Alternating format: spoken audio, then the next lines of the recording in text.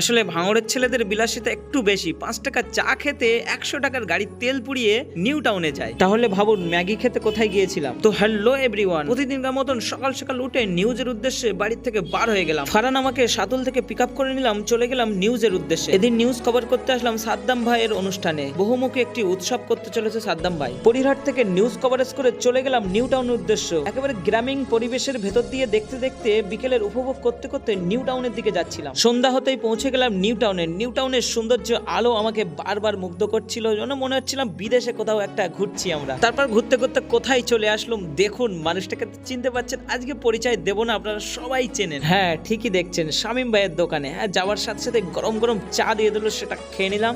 আমাদের জন্য special Maggi দিল শামীম ভাই। তারপর ম্যাগিটা হয়ে গেলে আমাদেরকে দিয়ে দিল। ফারহান খেয়ে টেস্ট করে দেখছিল কেমন হয়েছে, তারপর আমিও টেস্ট করছিলাম।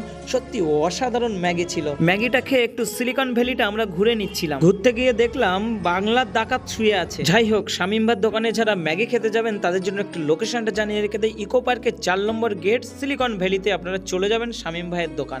সন্ধ্যাতে এত কিছু খাবার পরেও একে বিরিয়ানি খেতেই হলো। আজকের ভিডিও এই পর্যন্ত। Tata, bye bye.